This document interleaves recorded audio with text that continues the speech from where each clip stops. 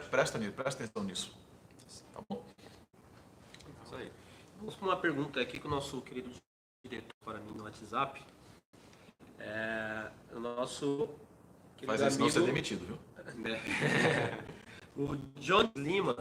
O Johnny ele tá insistente aqui, ele Tá. quer responder uma pergunta, ele essa tá pergunta insistente. então foi fisgada, Johnny. O nosso diretor, inclusive, aqui.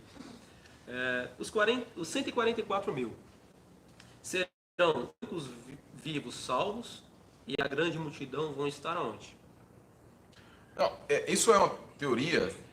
Existe uma discussão a respeito do que são 144 mil. 144 mil, na visão teológica e exegética mais correta, lá do livro de Apocalipse, capítulo 7, né? Vamos abrir lá no livro de Apocalipse, capítulo 7. Hoje, a maior parte dos teólogos, dos estudiosos de Apocalipse, dentro da Igreja Adventista também, entendemos que são, eu coloquei o entendemos aqui como se eu fosse um dos grandes teólogos, hein? Licença, por favor, eu preciso, né? Eles entendem... Mas tem conhecimento, tem muito conhecimento. Deus seja louvado. Amém. Eles entendem que... Nós estamos em Hebreus. Eles entendem que a grande multidão e os 144 mil são o mesmo grupo, se refere ao mesmo grupo. Veja por quê. Olha só.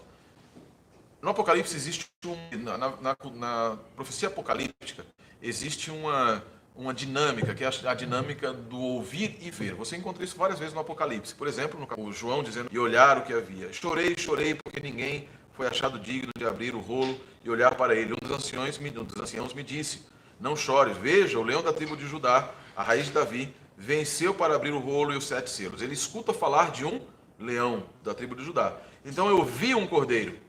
Ele ouve falar de um leão, mas ele vê um cordeiro.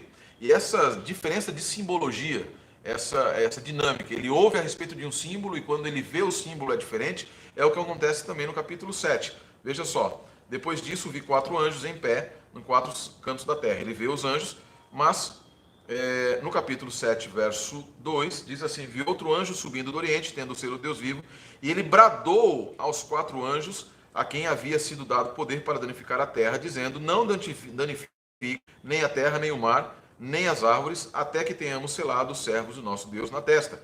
Ouvi quantos haviam sido selados, 144 mil de todas as tribos do povo de Israel. No verso 9, diz assim, depois disso, e olhei, agora você vê a dinâmica, ouvir e ver. Ele ouve um símbolo, e quando ele olha, ele agora vê um outro símbolo se referindo ao mesmo grupo. Agora aqui é o mesmo grupo, ou a mesma característica representada pelo símbolo. Então ele vê 12, ele ouve 144 mil, a descrição desses 144 mil, e depois ele vê uma grande multidão, que são os mesmos 144 mil, agora aqui sendo mostrados, vistos pelo profeta. O que é interessante é que 144 mil é um número muito interessante.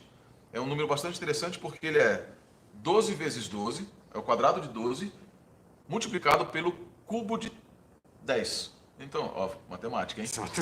Quadrado de 12. 10 é 12 vezes 12.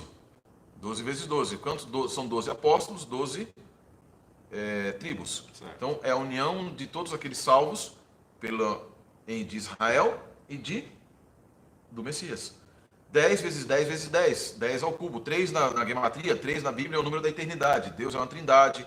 Lá no livro de Gênesis, no hebraico, quando fala da criação, aparece Bereshit bara Elohim. E os atos criativos de Deus em hebraico aparecem em palavras 3, mostrando que a criação de Deus é eterna, que é o que aparece em Gênesis 8, verso 22 também. A criação de Deus é eterna. E 10 é o número de perfeição de governo, perfeição de medidas, desculpe. 12 é a perfeição de governo. 10 é a perfeição de medidas. O que isso quer dizer? 10 vezes 10 vezes 10 quer dizer que a medida dos que estão salvos é eterna. Todos aqueles que estão salvos é eterna e que é perfeita. E que simbolizam também todos aqueles que são salvos pela graça de Cristo na Bíblia hebraica e também no Novo Testamento. E aí tem várias outras coisas que a gente pode expandir num outro vídeo, talvez a gente fazer um vídeo sobre isso, que fala sobre o significado de cada uma das mensagens que estão aqui. E lá no capítulo 14 tem uma coisa interessante. As pessoas às vezes confundem, dizem, não, os 144 mil passam pela grande tribulação e eles vivem só no final, né?